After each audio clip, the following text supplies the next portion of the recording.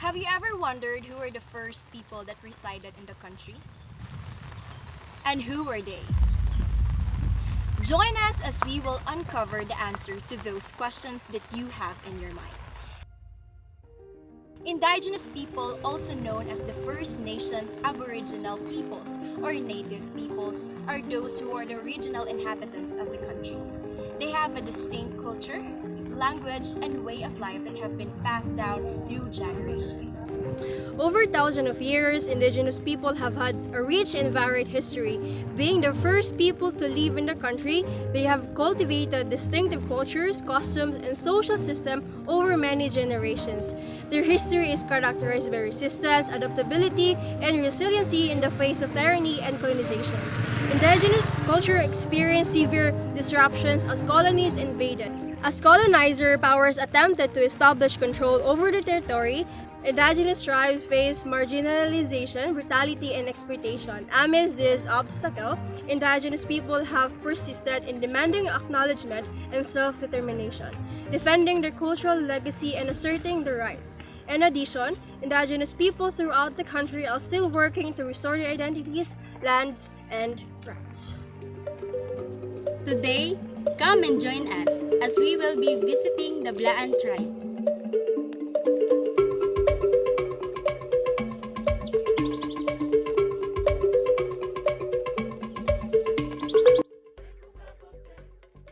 Yaka lang pa din mangutana yaka ng unsay history sa inyong kultura. Kuan mi lumad mi sa Davao Occidental mga pero dili mi kayo nga pure nga bilaan. Bilaan. Oh. Di kayo mi nga kuan kay nama nakaapo man mi kuan katsila. Pero ang akong lula taga dito gud. Ang lalaki lang ang kuan. Ang lulo na ko lalaki katsila.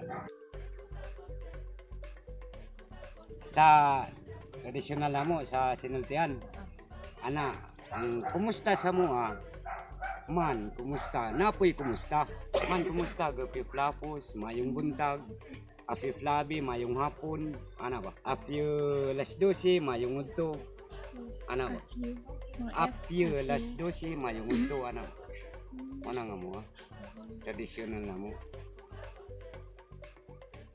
sa diri mi sa mo ang among simbahan dito, Church of God. Sa diri nami, how many years namin diri sa Davao, na balin nami upuan, Christ the Healer. Oh, born again. Nabalin nami anak. Pero,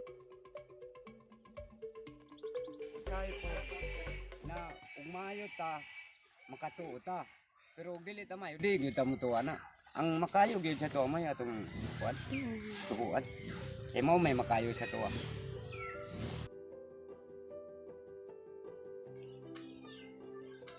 Sa mga kanang mga patay sa mga kinanglan pa barsamal pag yun na mo. Kay even nga kuan bago ilubong kinanglan namayan pa man na mo na mga every 4 days pinakataas na ng 5 days. Mo. Murag pareha ko dire. Gawas lang og kuan. Pagkuan, paggikan gyud nimo ingon na mo adto kag patay. Dili gyud ka nga pwede makakaon sa mga nindot kayo nga plato. Magkaon sa mga taklob sa kaldero. Dahon ka mo kaon, even og na kay plato pwede. Duklukon na mong kaldero, lata. Magtapok-tapok mo O na. tapok-tapok mi ana, duklukon na mo para mawa ng kuan. Eclipse para mawa ng pula para magawas ang ulan. Mo eclipse mo na yamong panon. Buhaton. Kay di kan man tag bukid, sa bukid yun nato na naibalan. Oh. Kay kung asang kung asang ato nga man unsay kuan sa ato nga man mao gyud na lang gyapon atong naibalan. Ang amo dito bago may magkakwarta, trimestre. Dili matagak ang bunga sa lubi, di wala may kwarta. Kasi mag-gurnal may pag may mga tanom, mga saging, uling, usayog na yung magpatrabaho diha guling, kamuting kahoy, mga gabi. Ang among tubig dito dili nagikan sa kuan, gikan yun na punuan sa kahoy. Na ang nakalayahan manggod sa mga usay makakita mig bugas, usay makakaon mi panihapon ra, usay paniudto. Pero diri pamahaw naman paniudto panihapon halos bugas naman. Manay nakalayahan. Unya ang dito di mi mulugsong, di mi kasudan.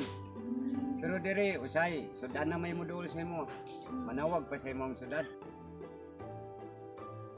Ay, magtrabaho mi every kada semana sahod ano. Nangamor ako mi diri. Nangamor ako.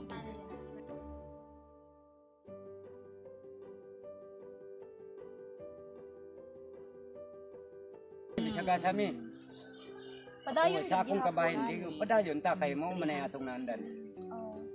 Ana man Ana mo akong kastoryan ato bang namo ang Bisaya, mag-Bisaya. Magbisaya ni. Pero kung bilaan kami lang ang istoryahan ang kauban namo, bilaan. Binilaan. Hindi pwede magbinilaan sa among istoryan o Bisaya ang naka-experience na tana pero kanang mga ingunana lisod manggod. kay ka, pagtanaw lang si mga ay, kinsanan inyo na kay lisod Oh, na kanang sila. mga Hindi ka natapangan. kanang mga ingunana manggod basagdan lang. Basagdaan kanila. Kung maayo pa na ampo na lang Sige nato ikaw, para kasi wala kay kaunon din ha. Balanghon imo kaunon nimo ha, wala mo tabang sa imo ha. Okay, kung masalamat ka kung ay tabang sa imo diha. Kung magkaon mig balanghoy sa gabi, kaunon na lang namo. kanang kalisod manggod. Kaagi taganig kaunog bunga sa kuan kahoy tungod sa kalisod jaw na. Pero wa lang takakuan ang unsa nga 19 to kay bata pa man ta sa episode. Ang mga mama na to kabaluan na unsa nga 19. Kaya karon wala naman tayong mga mama ug papa. O galing sa mo to manumano man. Balik-balik din sa tanan lagi hadud-hadud sa makurot na gid na. Kapoy ra sa buhat.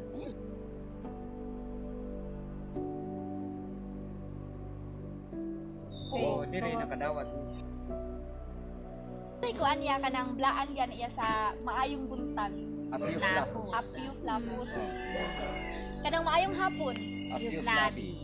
maayong gabi eh. Apyo butang. Utang. Na. Kanang kuan niya kanang kinsay pangalan nimo? Sinto da kita. Tay kanang salamat kaayo sa inyo hay kuya ha. Salamat kaayo kaayo. sa inyo ha. Pasalamat pud mi nga ni Ari. Salamat ka mo Claudio, ka dinhi ka. Di mo trabaho mi ni. Salamat sa inyong pag-ari sa mga ako may kontak sa tanan.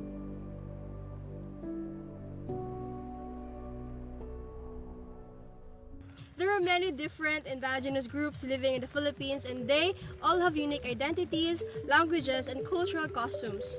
Among them, the Bilaan tribe is notable due to its rich cultural legacy. The Bilaan people, who are categorized as Balay, are one of the biggest tribes in Mindanao Island, and they live in a variety of places. The tradition has it that the Bilaan tribe descended from siblings Plasav and Bli, with Bli being considered the group's ancestor.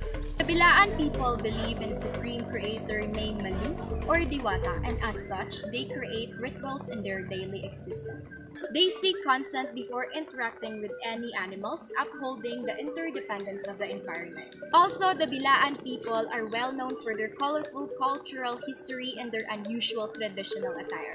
Women dress in vibrant abaca dresses, and men dressed in form-fitting shorts with ornate embroidery and long-sleeve jacket with extensive embroidery.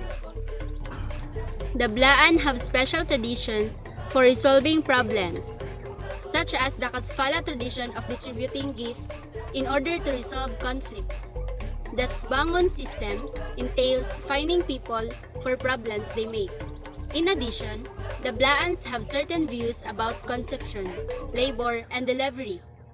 Birth customs include not tying a cloth around a pregnant woman's belly or blocking the entrance during childbirth. And during healing ceremonies, spirits are called upon for support. The Blaan people also follow unusual funeral and burial customs such as singing songs in memory of the dead and performing certain burial ceremonies like soffing and abnaki The Blaan people have belief in constellious omens and bird symbolism connected to crop forecasting. They also regard Diwata as the supreme being. The Blaan people practice a variety of rites and ceremonies such as rain, summoning, and biting wood to ward off all elak, and dancing, and numerous roles that depict romance, fishing, hunting, and healing.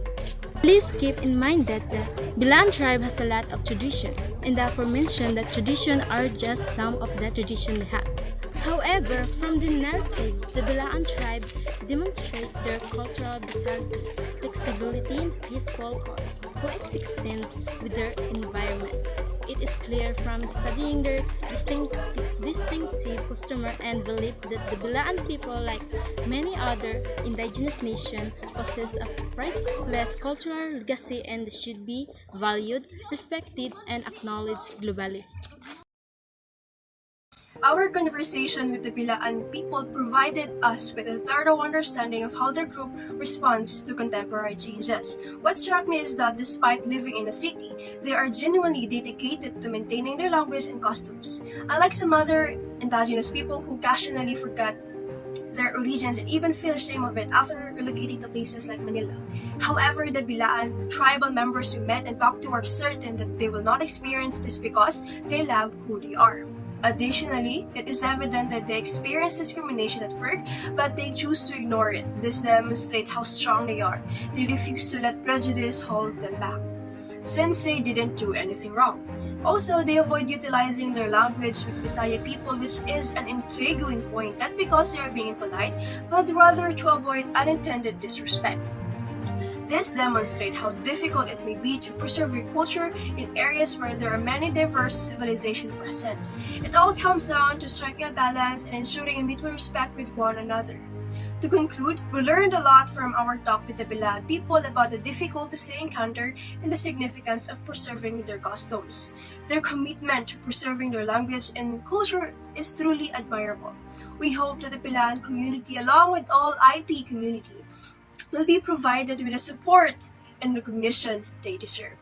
We hope for a future in which their distinct traditions are not only conserved but also honored. Regardless of a person's cultural origin, we should promote understanding, appreciation, and equitable opportunities for all. According to the individuals that we interviewed, they are originated from Davao Occidental in Mati, which is home to the majority of the Blaan people in Mindanao. Uncle said they are not pure Blaan because his father is pure Katsila and his mother is pure Blaan. During the interview, Uncle stated that their livelihood there is difficult since they can only eat one meal a day and sometimes cannot eat if there is no coconut available. In Davao, they can eat 3 meals a day and the food is sometimes close to yours. So, they went here since it is easier to see the money in Davao than in Mati.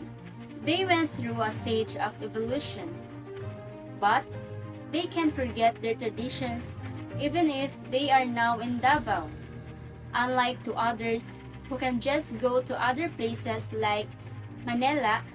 They will be ashamed of their style of speaking. According to Uncle, they preserve so much in their traditions. Uncle stated that if they speak to the Bisaya people, they will not use the Binilaan because it is considered an insult to the Bisaya. The manner in which Uncle and Auntie told the story made me understand how hardworking and kind they are. Even if there are people who bully them because they are in that situation, but they simply ignore it. As Uncle stated, include these people in prayers while letting them alone.